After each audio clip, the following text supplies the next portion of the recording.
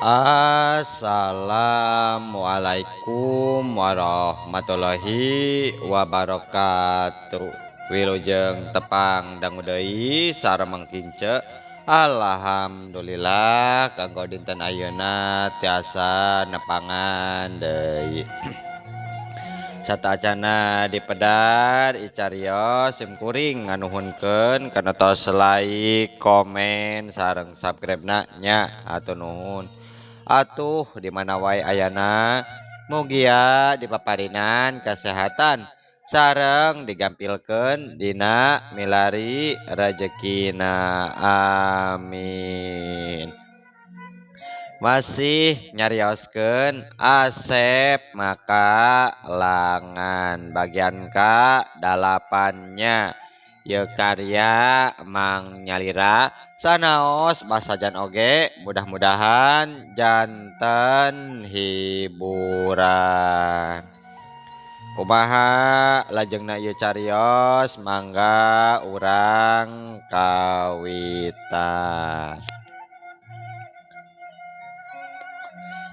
Bah berod tembong hudang lalaunan tapi henteu ripuh teuing kawas aki jebag. Tatempoana oge masih keneh waras nangtungna bisa keneh ajeg. Jeung naon nu dilakukeun kudua aki-aki kolot mangrupa talung ngadu ilmu kabatinan dina tahapan meh puncakna sarta nyawa nu jadi tarohan nana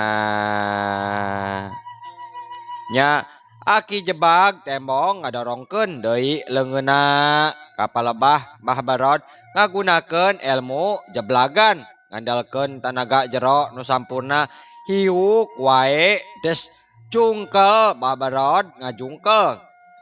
Aduh kurang ajar sia Mbah Barod ngajurah roh dina luhur taneuh bari sumengir nahan ka nyeri.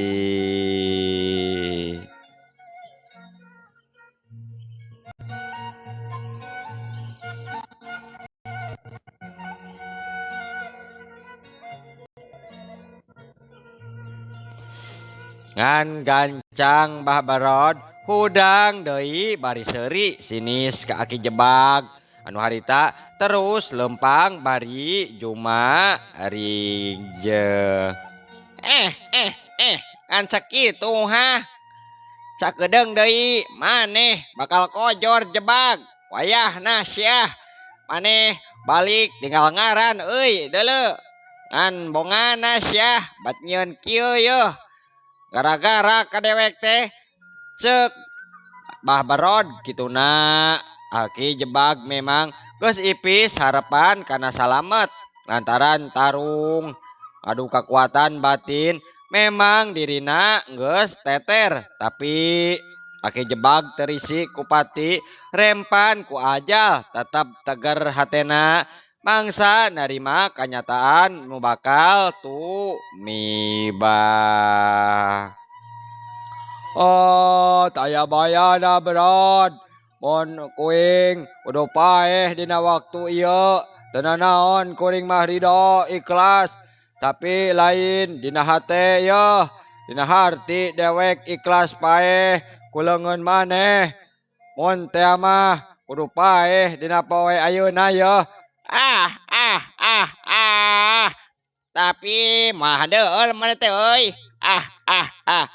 Aneh mas moal bisa deui euy deuleu tempo panon poe dina poe isuk atawa sia ada jadi arwah euy marakayangan kitu. Oh mun dewek jadi jurig marakayangan tang tu euy. Tang tu ngandung harti moal bisa tepung deui. Moal bisa tepung yang sioneng di lawang naraka pikeun ngagebruskeun selaing kana seuneu naraka sia Barod. Dan sia nyarita teh kunyuk sia nu geus nyaho wae deuleu. Ka mana jalan naraka jeung ieu nyaho si Erot teh euy. Kayaana di mana yakin sia bakal tepung kitu jeung si Erot. nunggu sapinuhna euy. Abakti jeung kacinta deuleu si Erot mah ka dewek. Oh, bohong. Si Oneng atawa si Erot tak pernah mika cinta ka maneh teh yeuh. Tapi si Erot hatena kapangaruhan ku ilmu. Pamikat maneh sia. Ayeuna buktina beungeut maneh hancur, goreng sopak, goreng nepi ka hate-hatena si Erot tangtu geus katipu ku maneh sia. Eh, eh, ah. Kumaha sia wae lah. Rek ngomong nanaon bae. Pek teh teuing euy. Nungan jelas. Urang ya geus leuwih walasan taun tetepung. Kiwari patepung deui dina waktu euy nu panungtung sia. Kalayan si laing bakal kojor ayeuna teh. Cek Bah Barod lalengkakan seuri kitu ngumbar kasuka sabab yakin dirina nu bakal unggul. Aki jebak geus teu hayang ngalayanan caritaan lawan leungeuna tembong ngageter nguseurkeun tanaga batin meh sapinuhna ngabijilkeun sarta ngarapal wirid mangrupa hiji panggero ngagero ka makhluk siluman anu jadi hodam aki jebak. Brek aki jebak jeung Bah Barod meh bareng Dariuk sila dina jarak ge malengkah dina luhur taneuh kituna pahareup-hareup teu wae beungeun Bah Barod tembong ngageleter bari dina luhur ping-ping terus ngawirid pikeun ngagero siluman anu jadi hodamna Bah Barod. Sedangkeun hodamna aki jebag mah mangrupakeun makhluk nu tandukan awakna ceking jeung jonggrang jeung jangkorang kituna luhurna meh 2 meter pakulitana hideung lestreng buluan sagede nyere nya 2 sorot panon hodam patepung silih pencerong tur sarua hurung moncorong telila ger wae 2 makhluk di alam hodam teh silih tarajang luyu jeung kana kaparigelan masing-masing nu ngawirid jeung katenangan hate mangka hodam leuwih kuat tur leuwih gagah.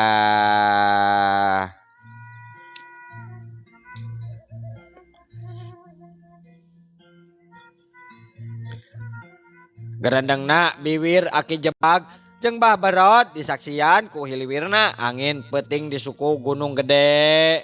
Mungguh mata ketir hujan ngadadak ngagabret gelap pating baledag diselang ku kikilaban nu pating kolenyai jelang macan kumbang ngajeleng nyamber beteung makhluk nu jangkung begang bari kukuna jolotos panjang arek dipake ngaraweg ngan orok kaya makhluk nu jangkung begang teh temikeun mun beteungna jadi korban.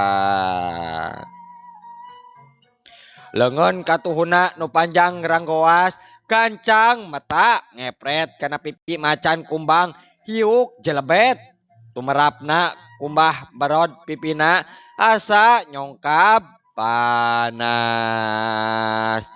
ngan untung Bah Barod tekebat ku perasaan nyeri terus muserkeun batina beki husu ngawirid dina tahap nu kadua kalayan beda kalimahna nya wae jeleng deui macan kumbang luncat beki cepet di luhur sarta ngajambretan kuku panjangna sawareh kana dada lawan hiuk jebrud jedud wae dada aki jebak ngajedud nyeri jantung asa caroplok balukar hodam kebenangan ku cakaran musuh.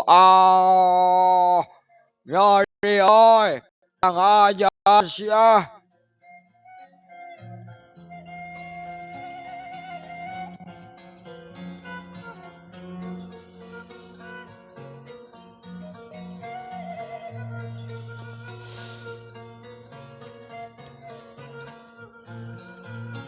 Sedangkan dua panon aki jebak jeung babarod silih pencerong meh tekicep belesat macan kumbang ngabalesat deui katukangeun badan lawan sarta buntutna nu panjang ngahantem kana cangkeng lawan hiuk jebrod tolonjong solontod siluman jangkung nu begang awakna nolonjong ka hareup ngarasakeun cangkengna nu nyeri tur tumerapna ka aki jebag muguh asa aya nu nulak tina cangkeng parat kana luhur sama tak tapi teu dirasa sabab keur museur ngayonan ponggawa lawana.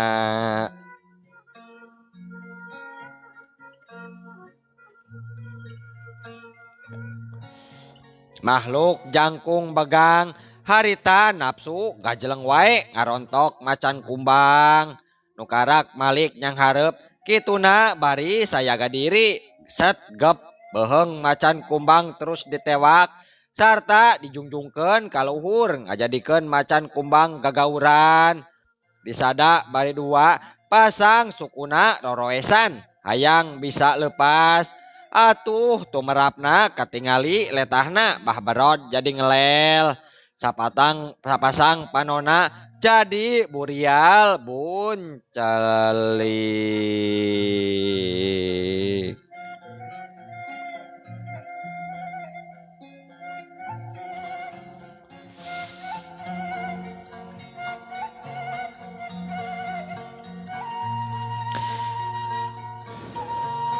Sarta kejadian saterusna memang di luar dukaan aki jebab sabab bareng jeung babarod ngarapal wirid nuka tilu banget aki jebak langsung untab panas asa direrab ceres panon kenca aki jebag ngadadak boncos jiga nu ngahaja aya nu nyolok.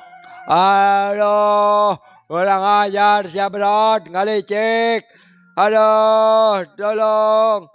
Aki jebag nyengir nyahan kanyeri nu kacida. Jeung naon anu karandapan ku aki jebag harita memang lantaran panon siluman nu jadi hodamna teh dicakar ku siluman macan kumbang nepi ka bocos. Tapi bareng jeung kitu aki jebak ngadenge ngagero tarik bari ngagebotkeun dampaleungeun kana taneuh menangkeun kakuatan sapinuhna hiat wae aki jebrod. Aduh kurang ajar sia kurang ajar jebag jungkel gulitik kedebut babarod ngagero tarik ngajungkel awakna katukang biwirna nyebrot getih seger keneh meh sawaktu jeung kitu karandapan kumacan kumblang nu maceleng awakna katukang kituna ngagaur terus bae ngalengi.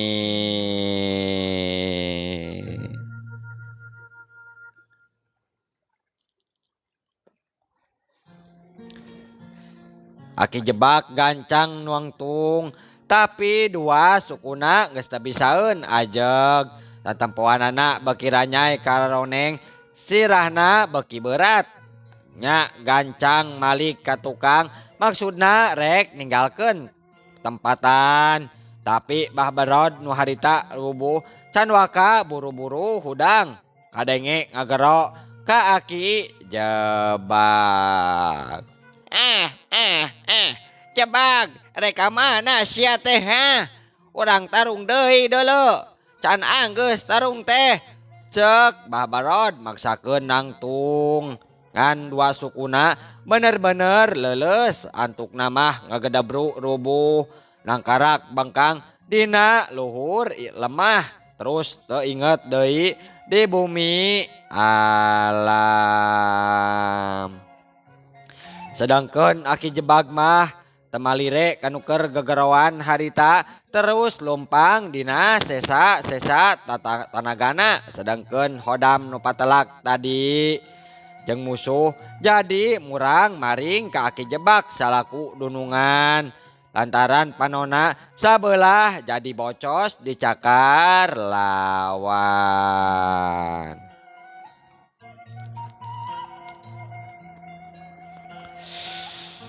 Kukituna terus harita ngagero ka balad-baladna supaya datang. Laju arasup kana waruga Aki Jebag. Kituna teh terus nyasak jeung mapet. Terus mapejet urat penting katut urat sejena nu aya di sakujur badan Aki Jebag. Siluman nu asup ka waruga Aki Jebag nyiksa.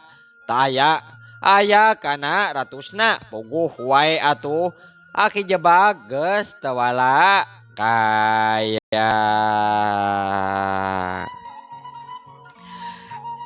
Aduh, tobat lungsek kuring teh yo. Nyeri tolong. Aduh, nyeri tolong. Aduh, nyeri. Aki Jebag masih keneh kadenge humargung. Ngarasakeun sakujur badana nyeri satulang sandi urat penting dina sakujur badana asa pegat. Nya tungtung nama Aki Jebag terus kapaehan teu inget di bumi alam.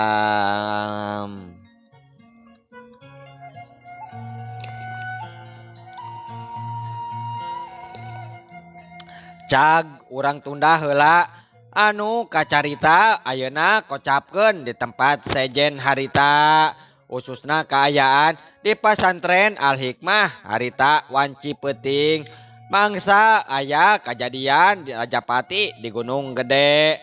Asep keur diajak ngobrol ku Mama Kiai duaan bae cenah. Alhamdulillah kadak sabaraha minggu oge hidup geus sanggup naekan ilmu tahap tilu ti Mama jeung ieu sanajan karak tilu tahap ilmu anu diwariskeun ka hidup. Insyaallah jin-jin atawa siluman nu jahat anu erek ngaganggu ka hidup moal sanggupeun ngadeuketan komo panaseun karasa ku siluman awak hidup kitu nya Asep saur Mama Kiai dina paromana menireueus. Alhamdulillah Mama, alhamdulillah. Lajeng Asep kumaha deui saterasna Mama? Abdi salami aya di dieu teteh lah Mama. Aya kamajengan sagala rupina sarta tos ngawitan seueur jalmi anu kersa caket sareng diri abdi Mama. Asep kituna ngobrol nyambungan an sarta tetepanana teu kosong molongpong kawas baheula ayeuna mah estu lumrah jiga batur.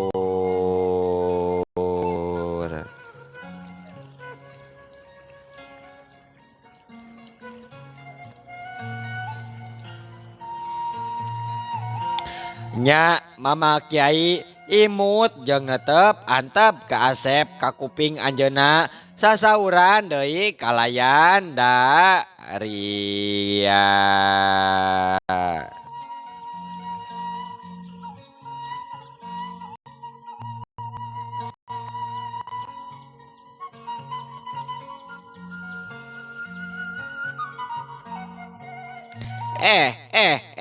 Alhamdulillah Jang Asep sarta saterusna mah hidup kudu sing leuwih giar tur husu lobakeun puasa sunah jeung puasa Senin Kemis geus puguh ari puasa padu mah kudu pisan teu meunang ditinggalkeun nyaeta puasa dina bulan Ramadan sedangkeun tugasna puasa sunah jeung puasa Senin Kemis gede manfaatna kahiji mangrupa puasa bisa ningkatkeun katakwaan urang jeung sadar yen pangeran teh aya nya kaduana bisa ngahapus dosa-dosa leutik jeung ngabersihan jiwa atawa rohani. Anu katilu puasa sunnah jeung puasa Senin Kemis bisa ngabantu urang nambahan kasabaran jeung tabahna dina mangsa yang hareupan sagala cocoba ye ikhlas ngalakonan hirup kumaha bae kaayaanana. Kaopat bisa ningkatkeun kesehatan miceun racun-racun nu aya dina badan urang ngajauhkeun diri tina panyakit anu berat. Oge migawena tangtu kudu didasaran ku niat ibadah ngadeukeutkeun diri ka Pangeran. Sangkan urang menang ridho rahmat ti anjeunna tah ku kituna ti mimiti isuk pageto hidup kudu ngamimitian puasa sunnah puasa Senin Kemis deui ke kumama bakal dibere diaping terus biadab hidup bisa kuat gitu tah. Mohon mama mangga dinten abdi bade puasa teh naon mama dinten naon sakumaha nu disaurkeun ku mama nembe kitu mama. Syukur kasep hidup teh tetela siap narima bae pancen ti mama jeung leuwihna ti eta mama katut ibu nyaah yeuh ka hidup teh asa ka anak tuwin malah mah jeung yeuh hidup boga hiji kaistimewaan anu teu bisa dipibanda ku jalma loba sanajan umur karane teh 8 tahun. Oke langsung kuat tur sanggup narima ilmu hikmah ti mama ngan tetep anu utama hidup teh kudu bisa ngajaga dirinya ulah sombong jeung takabur sarta nomor hijina hidup kudu bisa ngaji diri jeung ngaji rasa supaya orang tetap imbang tegalider dina mangsa nyorang kehidupan rohani kudu diwawalan ku ilmu agama yang bakal orang jaga pipaeheun ulah cul ibadah anu utama nama yeuh salat jeung ngarjinya cata migawena kudu leket tur ikhlas karena Allah sabab eta nu bakal nyangan di alam kubur jeung nyalametkeun urang tina siksa kubur nyatana tina amal salat jeung ngaji Quran katut amal-amal hade sejena lain tina ilmu hikmah wae tateh anu kodratna ngan ukur kadunyaan mun seug urang nangarti malah bisa ngarahkeun yeuh moal nepi ka salah lengkah salah praktekeunana ujang. Mohon mama mohon waktosna seep mama. Aduh mohon waktosna kabujeng seep cenanya. Insyaallah enjing atanapi pageto tiasa dilajengkeun deui dina seri ka 8-nya. Mangking ngaturkeun wabillahi taufik wal hidayah. Wassalamualaikum warahmatullahi wabarakatuh. Cah